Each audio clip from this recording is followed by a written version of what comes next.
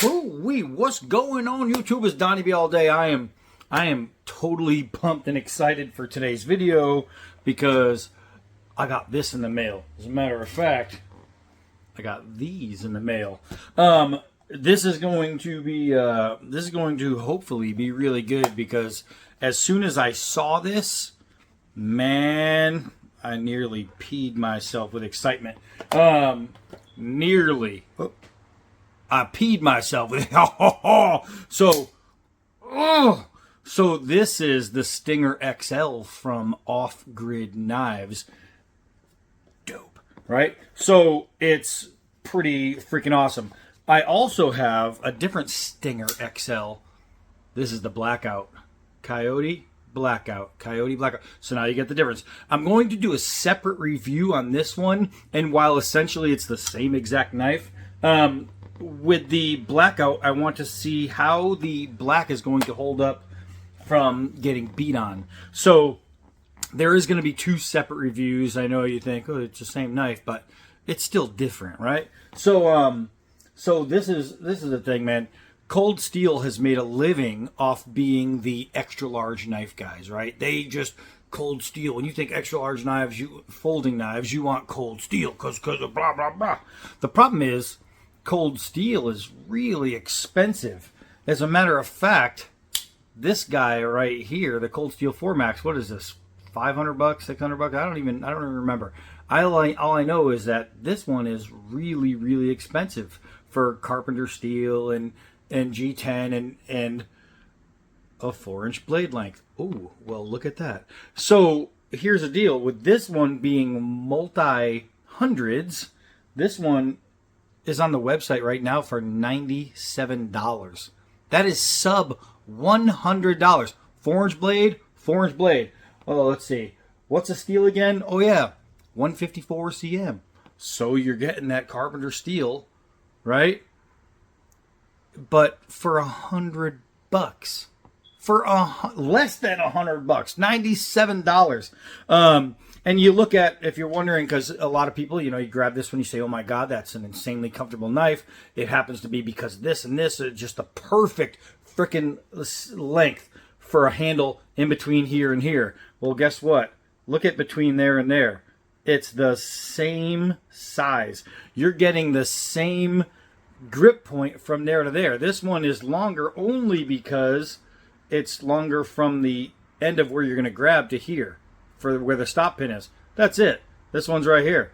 So literally, if you go from blade to blade, you see that extra, but it's the extra length is only right here in the part of the knife that you don't use.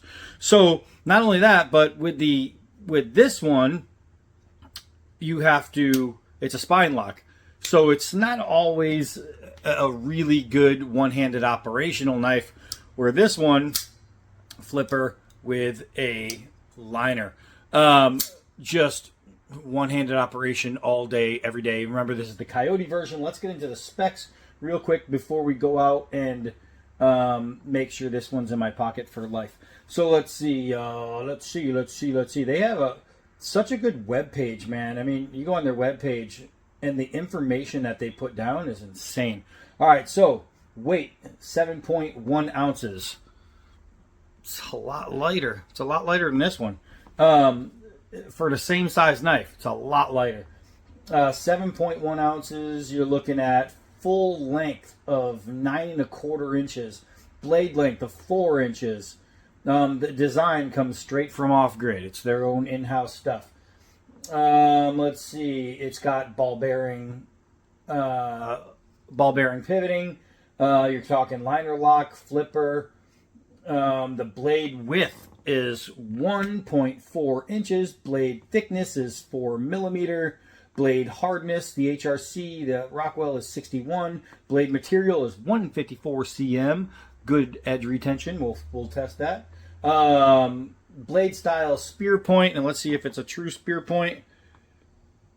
And it is. And here's the difference. I'll tell you how to tell the difference between a drop point and a spear point. You see how it's got an even pitch on both sides? If you didn't see this part and I just held up this part, you wouldn't know what side is what. right? Unless you could see the sharpened edge. Because that knife right there is completely perfectly even, like a spearhead. And that's, you don't see an oblong spear because they wouldn't throw right. So a spear point, and yes, I see so many knives call them, oh, it's a spear point. No, it's not. If it's not completely perfect pitch, it's a drop point. This is an actual spear point. That to there, from both sides, is 100% even. That's a spear point. So if you're a knife designer and you're calling your knife a spear point because you don't know what the difference is between a drop point and a spear point, that's the difference. All right, so now that that's out of the way, blade color is gray. It is a gray wash DLC. If you don't know what DLC means, you're stupid. I don't know either. The edge is plain. The handle length is 5 1/4 great in the hand inches. It is coyote in color, G10, left and right carry, countersunk screws. $97? You gotta be kidding. Let's get a little close up here of the grain and texture of this G10, which is perfectly done. I have to say that out of the box, this is probably, I have a bunch of off-grid stuff, and this is probably the best in the hand. Man, this thing is great. This thing is great, and I'm picky. I am picky. So when I saw this, I got crazy excited.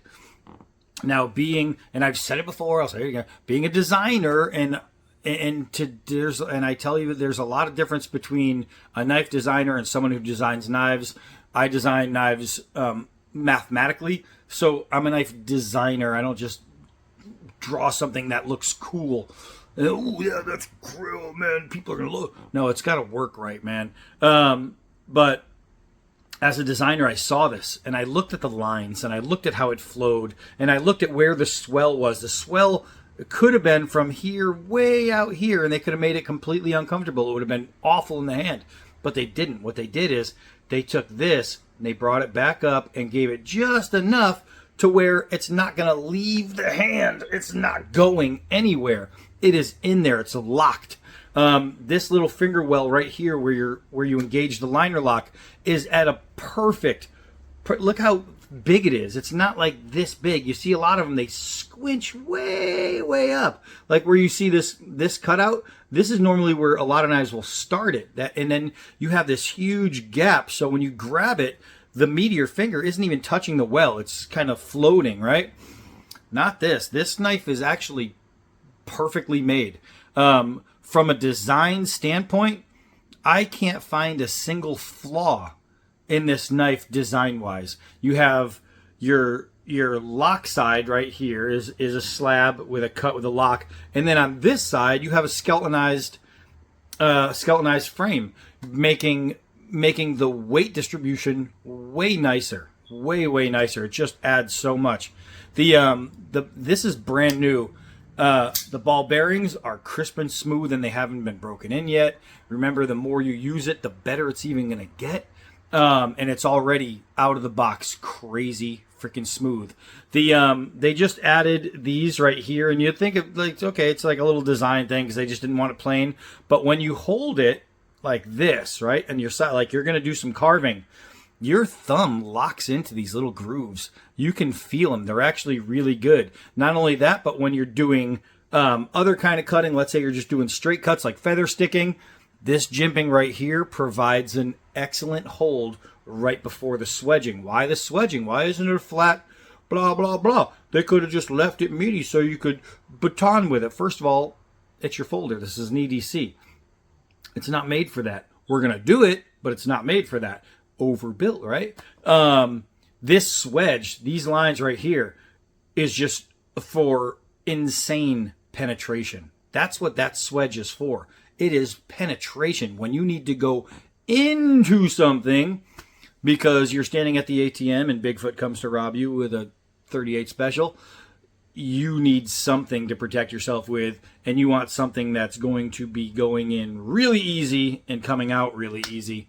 And that right there is going to do it. There's going to be penetration galore with this thing. All right, so let's go out. But first, we want to test the edge sharpness, right? out of the box sharpness. Is it sharp? Well, I'd say that's pretty damn sharp, man. That's really, really sharp. That's baby butt smooth sharp. Let's see.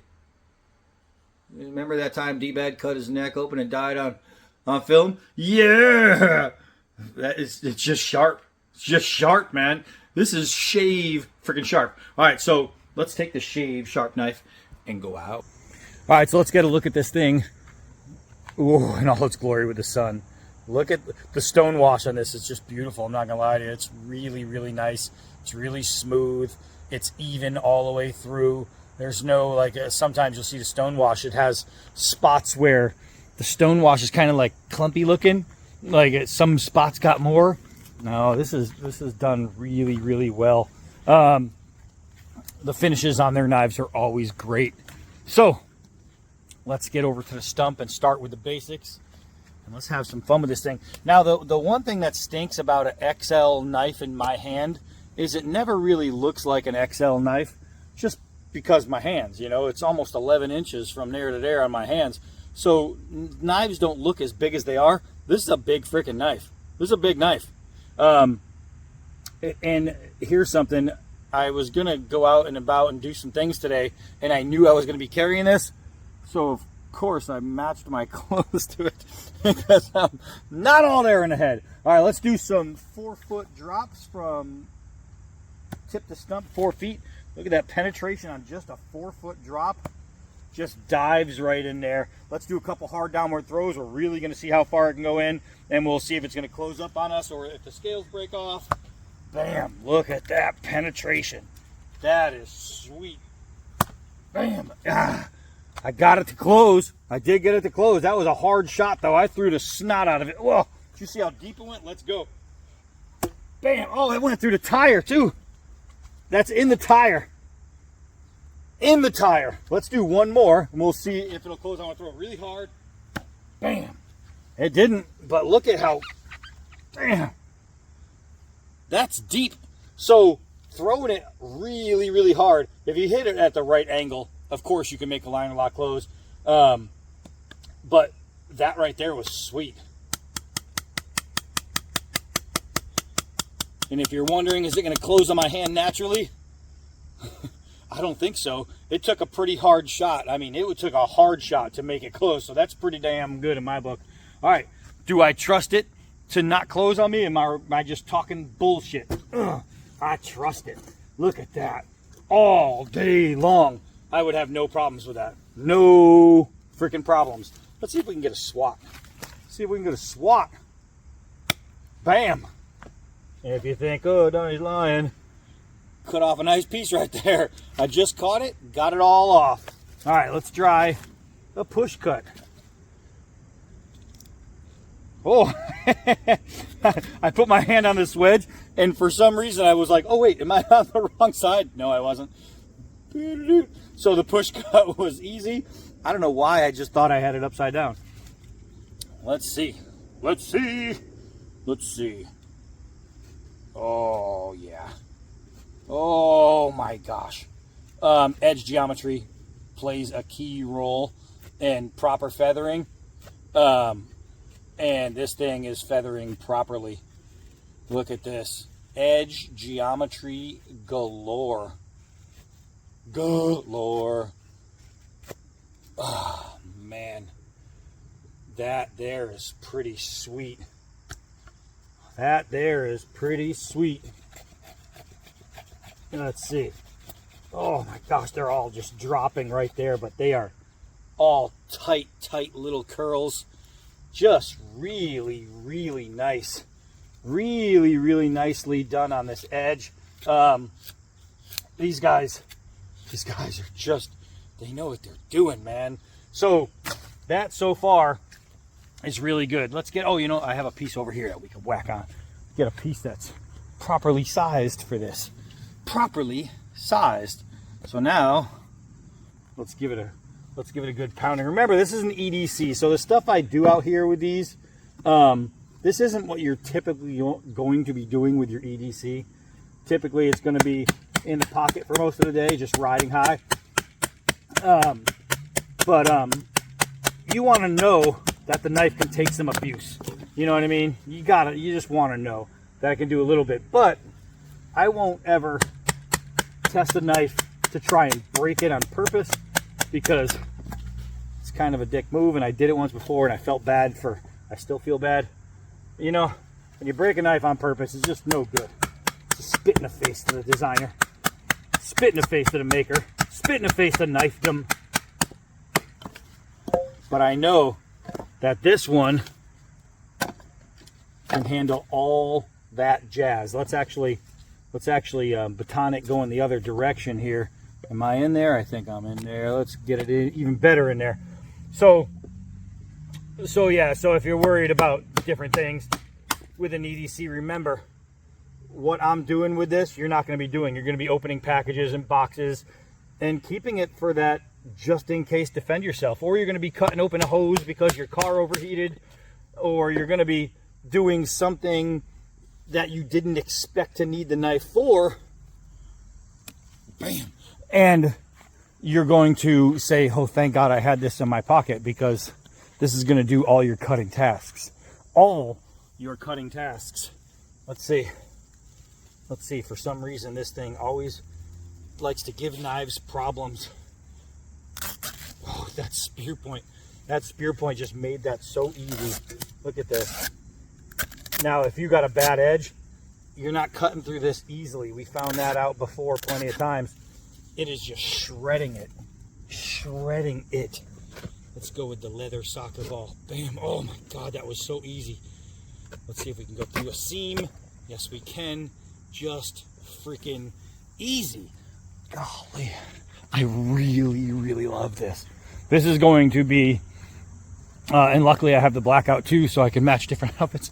This is going to be like 100% added instantly to my rotations, to the point where it's going to take over some spots. And ooh, that was a nice hit. It's going to take over some spots and really, oh God, you know how hard it is chopping through one of these that's just dangling, and that was 7 feet in the air reaching overhead. That's really good. But yeah, I mean, these are going to be, I might have to do another, you know, top 5 list, because man, I gotta tell you, I can't tell you how good it feels to a point where you're gonna understand how good it feels, because it's only telling. Once you put this thing in your hand, it's a completely different game. It's a different animal, and it's something that has to be experienced. Right now, I know I have a 1-inch forest tree over here. What I want to do is I want to just go and pwop, pwop, pwop, which is a real word in D-Bad's head. But let's get over there. Hold on. All right, so check this out right here. This thing's been growing for a while, and I've been leaving it because I knew that I'm going to want to come out here and swat at it with something. So why not this? Ooh. That's not so bad. That's not so bad. Single strike, and down they fall. Let's try another shot here. Boom. And it's just a flick of the wrist. Boom. And it's just tearing it up. Tearing it up. The knife just makes easy freaking work. Easy freaking work of anything I need to do with it. Hey, there's Asia.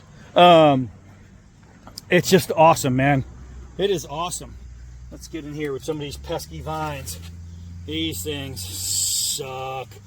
These things suck. I mean, just, they're tough. They're hard. They are awful. They grow everywhere.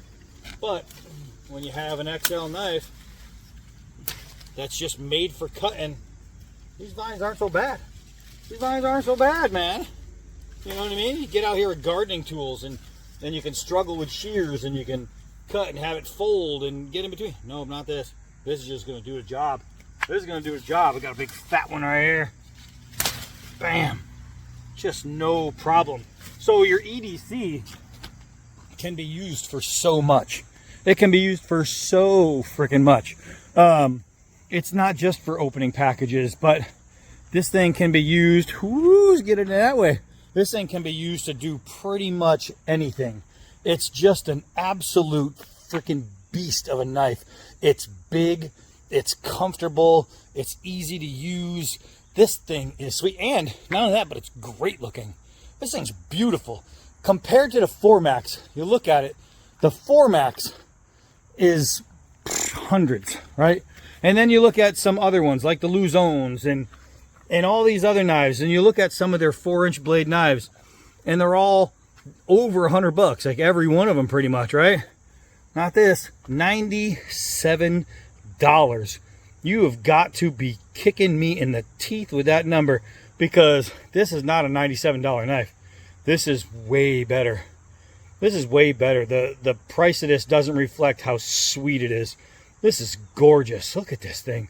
Like I said, design standpoint, it is as sweet as a knife can be. You know, design wise, this thing is awesome. Yeah, this is immediate pocket. Gosh, it was so nice. The tip is dead nut